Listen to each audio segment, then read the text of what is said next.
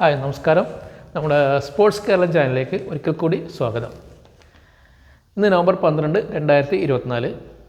നമുക്കറിയാം, ഈ ആഴ്ച യൂറോപ്പിലെ പ്രമുഖ ക്ലബ്ബുകൾക്കൊന്നും മത്സരങ്ങളില്ല. അടുത്ത 10 ദിവസം ഇൻ്റർനാഷണൽ ബ്രേക്കാണ്. രാജ്യങ്ങളുടെ ദേശീയ ടീമുകൾ തമ്മിലുള്ള മത്സരങ്ങളാണ് ഈ ആഴ്ചയിലെ പ്രത്യേകത. 2026 വടക്കേ അമേരിക്കയിൽ വെച്ച് നടക്കുന്ന USA-യിലും കാനഡയിലും മെക്സിക്കോയിലുമായി വെച്ച് നടക്കുന്ന ഫിഫ വേൾഡ് കപ്പിനുള്ള ക്വാളിഫൈങ് മത്സരങ്ങളാണ് തെക്കേ അമേരിക്കയിലും വടക്കേ അമേരിക്കയിലും ആഫ്രിക്കയിലും ഏഷ്യയിലുമൊക്കെ ഈ ആഴ്ച നടക്കുന്നത്. അതേസമയം യൂറോപ്പിൽ നാഷണൽ കപ്പിന് വേണ്ടിയുള്ള മത്സരങ്ങളാണ് നടക്കുന്നത്. തെക്കേ അമേരിക്കയിൽ ഈ ആഴ്ച നടക്കുന്ന പ്രമുഖ മത്സരങ്ങളിൽ ബ്രസീൽ വെനസ്വേലയെയും അത് കഴിഞ്ഞ് ഉറുഗ്വേയെയും നേരിടുന്നുണ്ട്.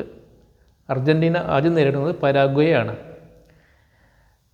ലോകകപ്പിന് വേണ്ടിയുള്ള ക്വാളിഫൈങ് മത്സരങ്ങളുടെ പോയിൻ്റ് ടേബിളിൽ ഇപ്പോൾ അർജൻറ്റീന 1-ാം സ്ഥാനത്തും കൊളംബിയ 2-ാം സ്ഥാനത്തും ഉറുഗ്വേ 3-ാം സ്ഥാനത്തും ബ്രസീൽ 4-ാം സ്ഥാനത്തുമാണ്. അടുത്ത ലോകകപ്പിൽ 48 ടീമുകൾ പങ്കെടുക്കുന്നത് കൊണ്ട് തെക്കേ അമേരിക്കയിൽ നിന്ന് മാത്രം 6 ടീമുകൾക്ക് ക്വാളിഫൈ ചെയ്യാം. 7ാമത്തെ ടീമിന് പ്ലേ ഓഫ് വഴിയും ക്വാളിഫൈ ചെയ്യാൻ ഒരു പോസിബിലിറ്റി ഉണ്ട് അവിടെ. അതുകൊണ്ട് തന്നെ മത്സരങ്ങൾ വലിയ നിർണായകമൊന്നുമല്ല എങ്കിൽ കൂടി നമുക്കറിയാം, പോയിൻ്റ് ടേബിൾ ഒരുപാട് പിന്നോട്ട് പോയാൽ ബ്രസീലിലൊക്കെ അതുപോലെ ക്രമസമാധാന പ്രശ്നങ്ങളുണ്ടാക്കും. പല കളിക്കാരും പരിക്കിൻ്റെ പിടിയിലായതുകൊണ്ട് പല പ്രമുഖ കളിക്കാരും മത്സരത്തിൽ എത്തുന്നില്ല. നമുക്കറിയാം, ബ്രസീലിയൻ ടീമിൽ നെയ്മർ ജൂനിയർ മാസങ്ങളായി പരിക്കിൻ്റെ പിടിയിലാണ്. അദ്ദേഹം ബ്രസീലിന് വേണ്ടി കളിച്ചിട്ടും കുറേ മാസങ്ങളായി. ലിവർപൂളിൻ്റെ ഗോളി കൂടിയായ ബ്രസീലിൻ്റെ 1-ാം നമ്പർ ഗോളി അലിസണും ഈ മത്സരത്തിന് വരുന്നില്ല. അദ്ദേഹം മാസങ്ങളായി പരിക്കിൻ്റെ പിടിയിലാണ്. എന്നാൽ മറ്റ് പ്രമുഖ താരങ്ങളായ വിനീഷ്യസ് ജൂനിയർ, എഡേഴ്സൺ, സാവിഞ്ഞോ തുടങ്ങിയവരൊക്കെ അതിൽ വരുന്നുണ്ട്. അതേസമയം റയൽ മാഡ്രിഡ് താരമായ റോഡ്രിഗോ വരുന്നില്ല. അർജൻറ്റീനയ്ക്ക് വലിയ പരിക്കിൻ്റെ ഇഷ്യൂയൊന്നും കാര്യമായിട്ടില്ല.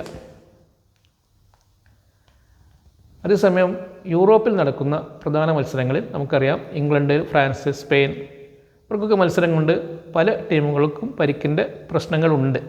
അപ്പോൾ ഇംഗ്ലണ്ട് ടീമിൽ നമുക്കറിയാം, ഫോഡൻ, ഗ്രീലിഷ് തുടങ്ങിയ മാഞ്ചസ്റ്റർ സിറ്റി താരങ്ങളൊന്നും മത്സരത്തിന് ഉണ്ടാവില്ല.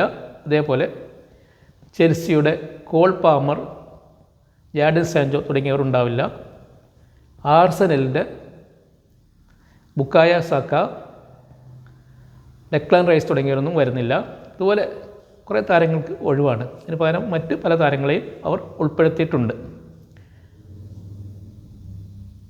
അതുപോലെ സ്പെയിനും ഫ്രാൻസും ഒക്കെ ഇതുപോലെ പ്രശ്നങ്ങളുണ്ട്. ഫ്രാൻസിന് ഡംബലെ കളിക്കുന്നില്ല, കിലിയൻ എംബാപ്പെ കളിക്കുന്നില്ല, സ്പെയിനിൽ റോഡ്രി കളിക്കുന്നില്ല, ലാമിൻ യമാൽ കളിക്കുന്നില്ല. ഇതുപോലെ പല പ്രമുഖ താരങ്ങളും വിട്ടു നിൽക്കുന്നുണ്ട്. ഈ തുടരെ കളികൾ വരുന്നത് കാരണം, ഇപ്പോൾ ക്ലബിന് വേണ്ടിയും ദേശീയ ടീമിന് വേണ്ടിയൊക്കെ ഒരുപാട് കളികൾ വരുന്നത് കാരണം താരങ്ങൾക്കൊക്കെ പരിക്ക് പറ്റുകയാണ്. അതാണ് ഇപ്പോൾ നടക്കുന്ന ഈ പ്രശ്നത്തിൻ്റെ ഒക്കെ കാരണം എന്ന് പറയുന്നത്.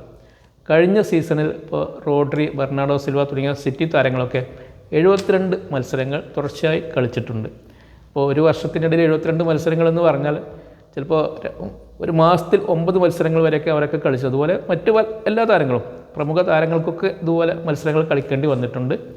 അതുകൊണ്ട് തന്നെ പരിക്ക് ഇപ്പോൾ 2 സീസണായി വളരെ കൂടുതലാണ്. ഫിഫയും നമുക്കറിയാം, ലോക ഫുട്ബോളിനെ നിയന്ത്രിക്കുന്ന ഫിഫയും യൂറോപ്യൻ ഫുട്ബോളിനെ നിയന്ത്രിക്കുന്ന UEFA-യും പുതിയ ടൂർണമെൻറ്റുകൾ ഉണ്ടാക്കുകയും കൂടുതൽ മത്സരങ്ങൾ ഏർപ്പെടുത്തുകയും ചെയ്തുകൊണ്ടിരിക്കുകയാണ്. അതുകൊണ്ട് തന്നെ ഇപ്പോൾ പല വിവാദങ്ങളും ചർച്ചകളൊക്കെ നടന്നുകൊണ്ടിരിക്കുകയാണ് ലോകമെമ്പാടും. ഇത് ഇപ്പോൾ നടക്കുന്ന പ്രശ്നങ്ങൾ അത് ഫുട്ബോളിനെ വളർത്തുകയാണോ തളർത്തുകയാണോ ചെയ്യുകയെന്ന് നമുക്ക് ഇപ്പോൾ പറയാൻ പറ്റില്ല. ഇനി ഏഷ്യയിലേക്ക് വരികയാണെങ്കിൽ, ഏഷ്യയിലും വേൾഡ് കപ്പ് ക്വാളിഫയിങ് മത്സരങ്ങൾ ഈ ആഴ്ച നടക്കുന്നുണ്ട്. ഏഷ്യയിലെ 1-ാം നമ്പർ ടീമായ ജപ്പാൻ ഇന്തോനേഷ്യയെയും, ഇറാൻ വടക്കൻ കൊറിയയെയും